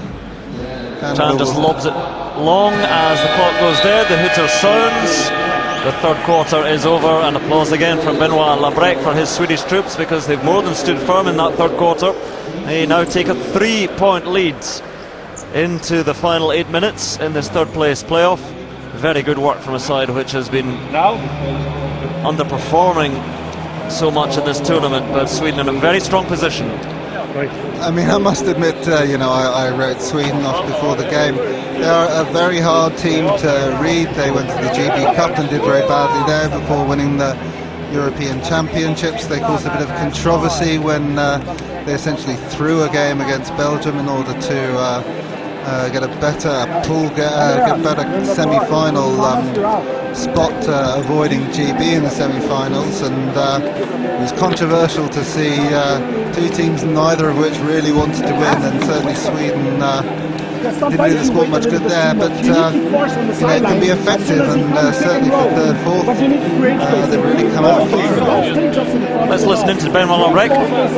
Pick and roll. If it's Andreas, it's for him. Pick and roll. Be an option for Andreas if you get the ball. You speak English, but hard to understand. Pick and roll. Good. Pick and roll. That's what he's saying. Pick and roll, and that's essentially two lineups, two matchups. The players being marked out. Fellow Swedes being marked out by a Canadian. Boris is being told to smash that Canadian out of the way, and then be an option for the pass as well. Pick and roll.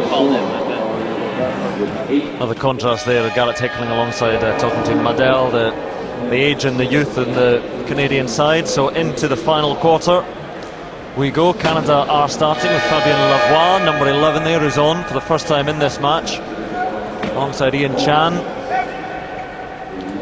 and also Trevor Hirschfield and Patrice Dagenet. 3-3-1-1.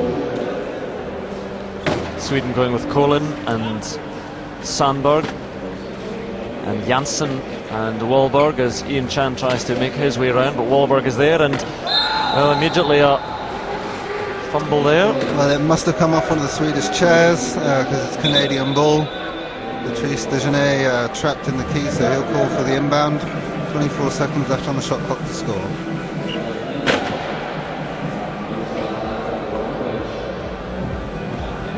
And it will be Patrice Dagenet there. Will inbound it. And over the top from Lavoie to Ian Chan. And over he goes. Canada within 2.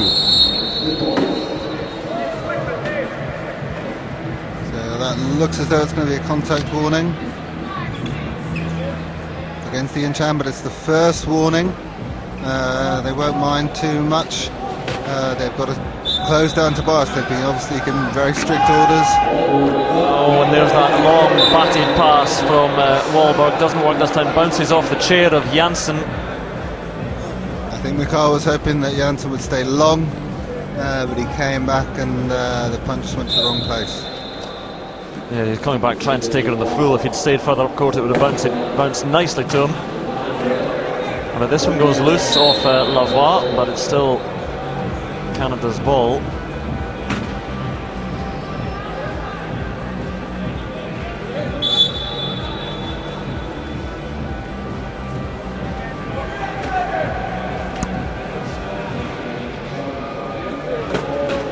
So Ian Chan to get Canada going again, taken at a stretch by Lavoie. Sandberg tries to occupy him. The way is cleared by Hirschfield and then by Lavoie himself. A powerful figure, and again, I wonder why he hasn't had a bit more game time.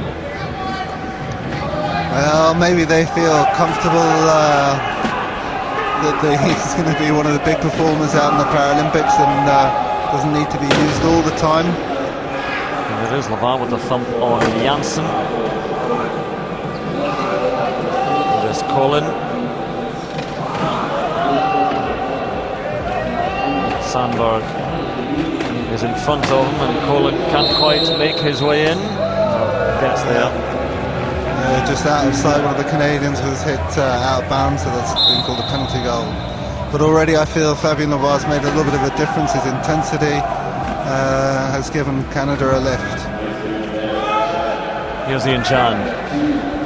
Always brings plenty of energy. Ian Chan still going, looks for Dagenet, and Patrice Dagenet is over.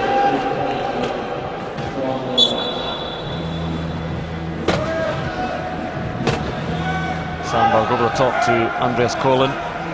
Janssen going long, but Ian Chan is watching him, so Sandberg comes wide and then gets the pass away as he's hit by Chan, and Janssen will score. And we heard a little bit of a hiss there. Tyre going down, and it was Sandberg who's needing a wheel change.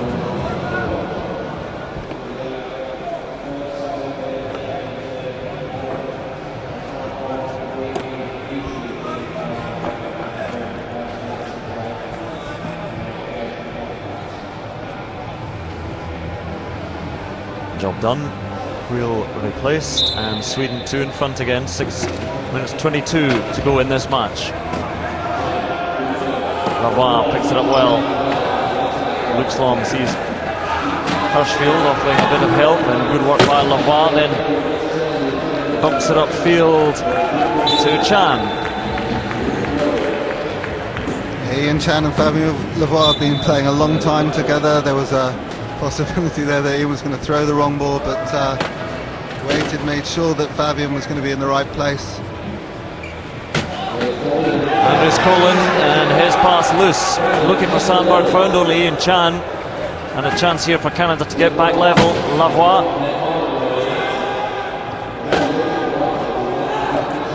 Out to Chan.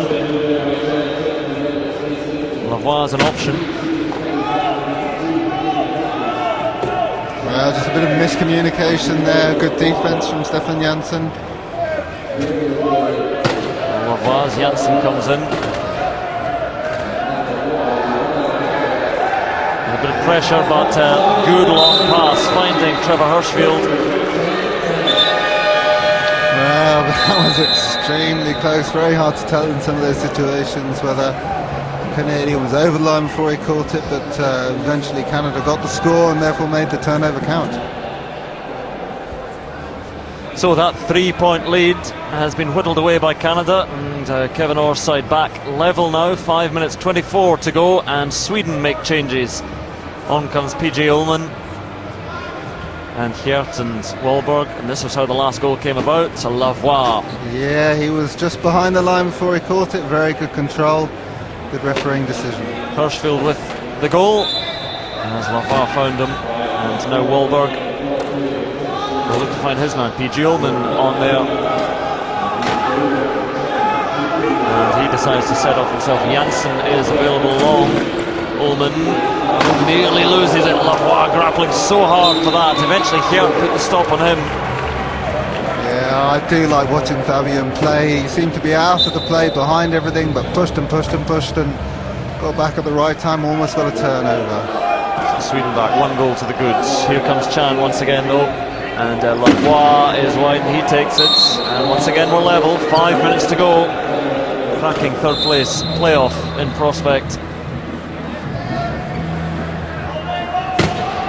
Loose from Sweden. Can Canada secure it? No, Janssen has it, and he sets off, and it's all the way in his own if he can beat Chan, which he can't, but into the Canadian half at least. Chan trying to knock him back, but Janssen gets away to Geert, and Thomas Geert over. Sweden having to work a little bit harder now for their points.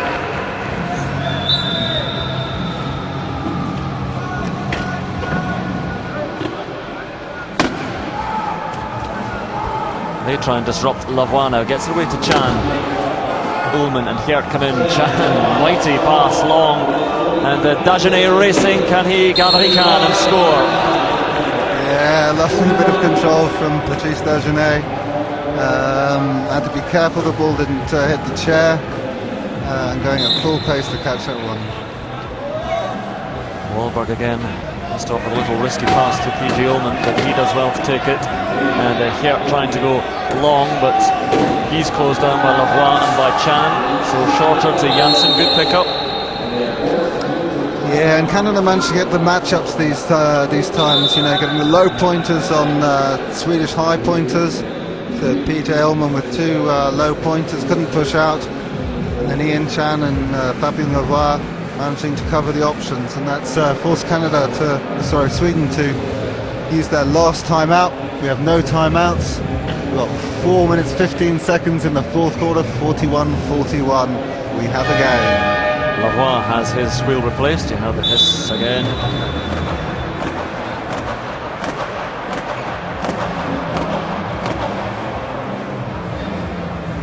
And Tobias Sandberg waiting in the wings for Sweden.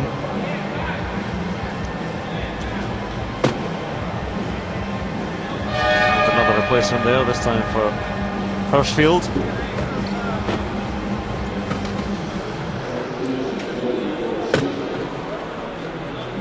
Sandberg there alongside Retz, and Hirschfield is back ready to go again. 41-41, just over 4 minutes remaining in this third place playoff. Remember to come, we have Australia against Great Britain in the match to decide the champions here. E.G. Ullman, Fabien Lavoie flapping around in front of him. Good gather by Janssen. Huge amount of pressure, and PJ did extremely well again. Sweden is looking for the outlet over that halfway line. Managed to, and I guess Trevor Hirschfield again frustrated. Goes in for the reach and gets a contact foul against him. You can tell the tension is lifting at the moment. It's getting a bit more nervy, a few mistakes, and it's going to be one or two little mistakes here or there which settle this. Sandberg is back on.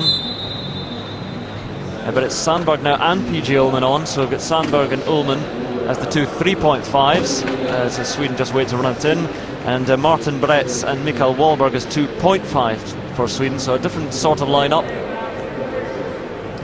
Yeah, that's what we call the high-low lineup, 2 3.5s, 2.5s. Canada quite similar really, 2 3s and 2 1s.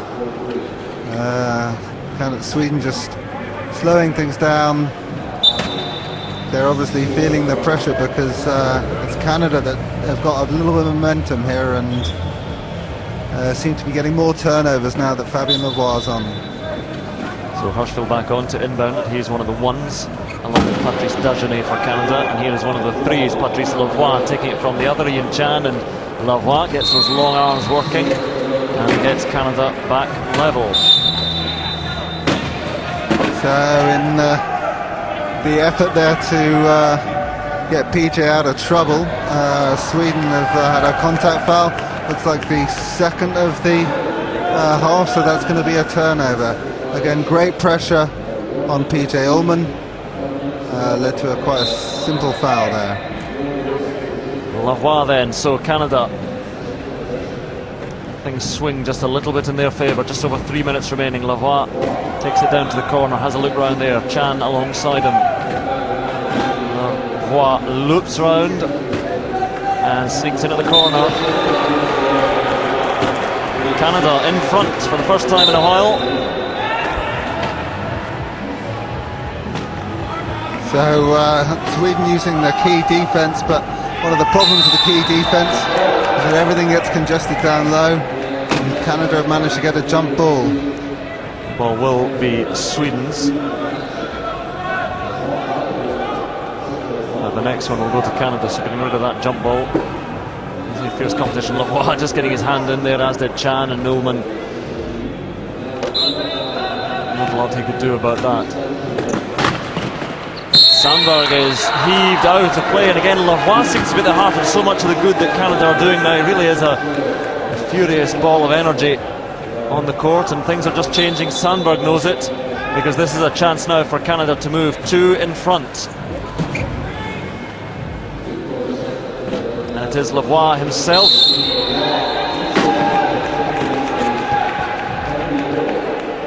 And what a turnaround. They were 3 adrift, now 2 in front. Can Sweden produce the same sort of energy and clinical efficiency that they had earlier in the match? Sandberg, Wahlberg, and Sandberg being shunted towards the sidelines by Lavoie, but Sandberg pops over the top to PG Ullman. Yeah, Fabian's always had energy, but he's combining it with real effectiveness, real pace, and a little bit of discipline. He may look a little bit furious out there, but actually he's not making any silly mistakes, so great to have him out there. And Chan does well to get it to Hirschfield. I think Canada's relative high-low formation is working slightly better than Sweden's. Yeah, the one-pointers are good at receiving the ball long so they can spread the court. Sandberg sends it long to Martin Bretz. Martin Bretz won't have the pace himself, but he has PG Ullman to take it. Referees are calling the contacts very quickly now. That's 3 or 4 in a row, where as soon as the hands looks as though it's going in, the refs has called for a contact. So maybe both teams should learn from that and just reach less and defend more. So Ian Chan in the bin. Sweden making changes again, going to change the way they line up. Sandberg is going off. On comes Janssen. On comes Thomas Hjert. So PG Ullman is on a 3.5. Wahlberg there on the right hand side, a 0.5. Janssen reclassified, down classified to a 1, and Hjert is a 2.5. PG Ullman lobs it over to Hjert. Back on comes Ian Chan. Sweden within 1. Just looking for another turnover here. Pressure comes in on Chan by Ullman. Reaches his arms up high, and Janssen racing, but Lavoie is going to get there for Canada. Yeah, as soon as Ian Chan sees PJ Ullman on him, he knows that the next fastest player on the court is Fabien Lavoie, and he's going to look for that option. Hjert takes a good pass from Wahlberg, and Hjert sets off himself. Chan chasing, but Thomas Hjert has plenty of gas as well. Getting down into the nervous final 2 minutes now, just a point in it. Canada with the slight advantage. It is their ball. Chan over the top, taken by Lavoie under pressure from PG Ullman. Long it goes to Hirschfield. Wahlberg trying to get back there, puts in the hits. Loose ball, can Janssen get there for Sweden? Not quite. Well taken by Dagenet, who lays it off to Lavoie. That's a very well worked goal for Canada, carried over by Hirschfield. That's great rugby from both offence and defence. Sweden throwing everything. Canada keeping their composure and getting that goal. 1:30 left on the clock, 2 goals up. Very important goal to score as well. Looked for a moment as if Janssen was going to get to that, but Canada kept it moving around. Lavoie's having his wheel changed. But good work. I see the smile there from Kevin Orr, because they've responded to a far stronger challenge from Sweden, and the coach will be very pleased with that. Their performance hasn't dipped from their match earlier today, it's just Sweden's has lifted. Still a chance though, definite chance for Sweden. They just have to score themselves and then hope for the turnover. So Canada's coach Kevin Orr has called a coach's timeout. I don't know whether there'll be a specialty line coming on to finish the game off, or whether just a little bit of a break. And Sweden going to make a change as well. Ullman is going off and Sandberg is coming on. That's a 3.5 for 3.5.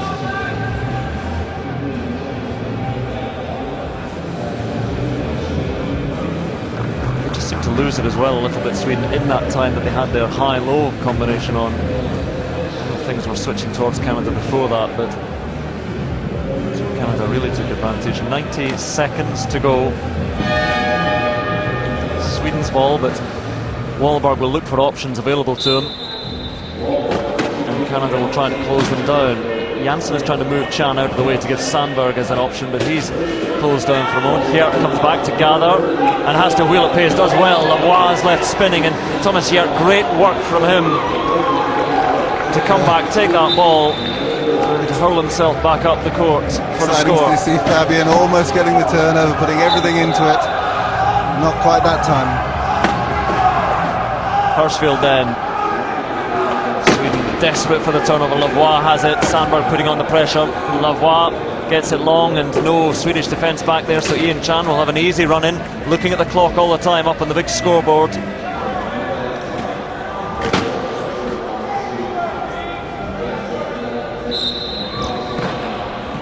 Down to just over a minute. Here is Janssen. Lavoie watching him, as is Chan. Kjert arriving outside. Chan tries to batter him. Wahlberg though, and Wahlberg will get in. Goal for the 0.5. Everyone breathing hard now. This is the passage of play that really matters for Canada. Can Sweden pressurise and get a turnover? Chan takes it well. Blocking work by Hirschfield. Nice little angle found to get to Lavoie over the top. It goes. Dagenet is there, but it looked for a moment as if Kjert was going to get there. He pushes Dagenet back. Looks for Ian Chan and across to Lavoie, and Lavoie with the clock on 30 seconds goes over. Quickly taken by Sandberg to Wahlberg and back to Sandberg again. Long. This is going to be a very quick score for Sweden. Janssen over, so still pressure on Canada. 1 point in it. I'll definitely try and deny an inbound, get a turnover right away, but Ian Chan looks like a good option. He got goal side and gets that pass away well to Fabien Lavoie. And Sweden having to scramble back desperately in defence. Lavoie has plenty of pace. Sandberg is there though, but infield it comes, and this will guarantee victory for Canada. Ian Chan is there, the clock ticking down. In he goes, and there will be no time for Sweden. The clock should have stopped before 0, but it'll go down now from 3 seconds still remaining, and that is it. Canada have earned third place, hard earned as well. My goodness, Sweden played a lot better and looked as if they might have been heading for victory, but Canada responded so well, and over the 2 games they played against Sweden certainly deserved that third place. Yeah, really exciting to watch. Close game all around, really appreciated by the crowd.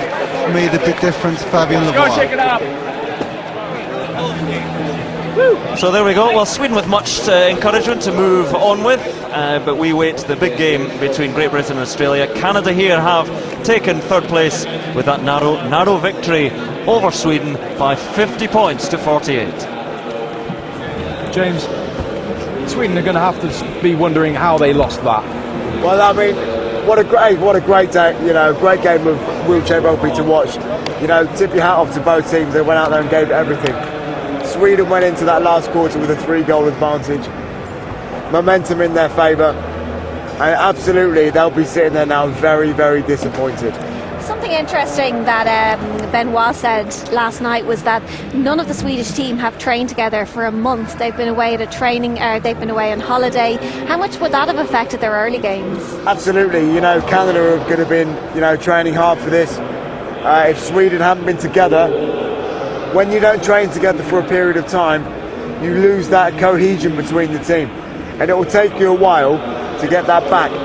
Once you have that, you get a much more fluid game of rugby, so it will definitely have affected it. James, the tempo that Sweden showed throughout that match was pretty intense. How hard is it for them to maintain that throughout the entire game, considering that they've just come off the back of a match It's a really, really hard thing to do, and Canada really just held in there, as we knew they would. They fought for it, and when you're in the lead, sometimes it's harder to win a game when you're in the lead all the way, because you've got to keep up that momentum and keep it up. And it's a lot of pressure and it's jolly hard work. Did Sweden want this one more? We can see in their faces there, they put everything into that game. I wouldn't say either team wanted it more. Sweden definitely upped the ante and went out there and give it, but there was we were talking during the game, there was a critical moment in there where there was a violation by Sweden. It just changed the momentum of the game. In the fourth quarter, James, second. In the fourth quarter, as we've discussed before, you're only allowed 1 contact warning before the whistle per half. Anything after that, then it's a change of possession or a man in the bin.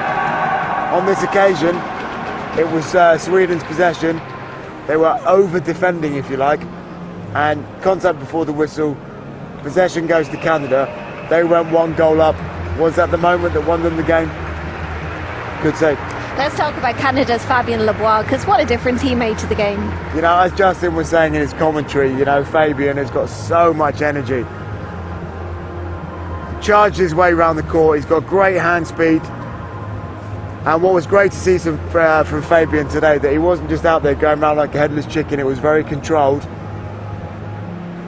He's a three-pointer as well. Tell us what the difference between him and a 3.5er would be. What less function does he have? Well, he may have less function in his hands. You know, when we talk about the trunk function, in the classification you get awarded for the amount of trunk control that you have. So it may be that he's got less trunk function, less hand function slightly than a 3.5. James, it's safe to say that Canada was struggling up until the first half. Why was Fabien Lebois sat on the bench for so long? I mean, personally, I don't know the situation with Fabien at the moment. Normally we see more of him. It may well be that the coach was doing something special and pulled out a secret weapon. It may be that Fabien's just had an injury and he's coming back from injury. Normally I would have expected to see him more, but you know, great that he came out there and changed the game. Well, if he was keeping a secret weapon, it certainly worked. Yeah. Absolutely. Great game of wheelchair rugby. It's the first time anyone's seen it. What an advert, you know? Yeah. Well, Sweden came here as European champions. How do you rate them? How did you rate Canada out there? Well, I mean, this morning, if you'd asked me that question, I would have said Sweden were absolutely shocking and, you know, really surprising. But they've come out and done their European title justice and really fought for that game. And for a moment there, they nearly sent Canada home in fourth. Canada, solid team. Don't underestimate them. They'll go away and work on this and come back even tougher. Okay, well, let's get a view of the opinion from the Swedish camp. Our reporter Alex Brooker speaks with Benoit Lebec. Benoit, you said you wanted to experiment here, but how disappointing is it to lose all 4 matches? Not really disappointed because it's hard. Like I said yesterday in interview, I said we are here to develop the players, develop a new system because it's my first tournament with Team Sweden and I did only 1 big training camp with them. And the last game was the only one where we put the system in place. And now we just need to work physically until the Paralympic and be and pick in Paralympic. And what have you learnt about the players this week? The biggest thing is they need more training. It's the biggest thing. They know the play, they know how to create spacing, they know how to do crack block and everything. And I think it's more right now mentally for the end of the game when the pressure is there. And training, physical training. But we don't need to pick here, but we need to pick in Paralympics. And what do you say to those people who might be writing off Sweden's chances at the Paralympics? I will say just wait for that because Sweden will be there and they will be strong to beat. Thank you, Benoit. You're welcome. Promising words there from Yeah, Benoit, but he actually trained Canada as well, didn't he? He did. So, you know, Benoit brings a lot of experience to the side and you know, we've talked a lot over the last couple of days about Garrett Hickling, Ian Chan, Mike Whitehead. Benoit was their coach at 1.2, so in many ways, great advantage for Sweden to have that knowledge of how these players play. Because make no mistake, each player will have a breakdown of their opponent and they'll take that home and they'll say, well, this guy's stronger on his right, he's stronger on his left. And Benoit knows all this, so it's a good advantage. Well, it's time now to speak to the victorious Canadian coach. It's Kevin Orr, joined by Alex Brooker. Kevin, 2 good wins today. Does that make up a little bit for the disappointment of yesterday? Well, this is great preparation for us to get ready for the Paralympics, and really ending with 2 wins is a lot better than yesterday, and really felt that our team rose to the occasion today. Were you a little bit surprised by the Swedish performance in this second game when it wasn't very close earlier? Well, the other game, I think they were preparing for the bronze medal match, and you've got to love the play by their rookie, Thomas Hert. He really had a great game, and he impressed me. He really showed a lot as far as what they did. Collectively as a team, typically it's stopped Toby or PJ, and their rookies really stepped to the plate today. The game seemed to change when you introduced Fabien Lebois. Why did you wait so long to introduce him into the game? Well, as a team, you always want to have something in your back pocket, and we haven't had to use that. In this tournament, we started out and we tried it, but having Fabien, it's Fab offers speed, he offers quickness, he's tall, he plays great defense, he has great tendencies, and we were down by 3 goals, and we needed to change something up to really give our team a chance to win. And how much improvement do you think the team needs to make to compete at the Paralympics? I really think we've shown that we can play against the best here. We just need to put it together for a whole game, and we've got 4 months that we really can put together a full game, and I think these games proved it. I mean, the fourth quarter in this game was a good opportunity. The first game against Australia, we've just got to put together the full game, and then I think we'll be able to compete with all 7 teams that are here. Thank you, Kevin. Interesting, Kevin Orr admitted there that Lebois coming on was tactical. Absolutely, you know, there's been saying they're saying, oh, he might have an injury, he might be unfit. No, you know, the coach wanted the secret weapon, he wanted that game changer. Bam, on comes Fabien Lebois. That's exactly what he said on the tin. Fantastic. Well, that's a 3rd place coming to Canada. But make sure you tune in at 10 to 6 right here on the website for the final of this week's tournament. It's Great Britain versus Australia. Yeah, they're down there behind us, so we'll see it back here probably about 5 minutes' time. See you then.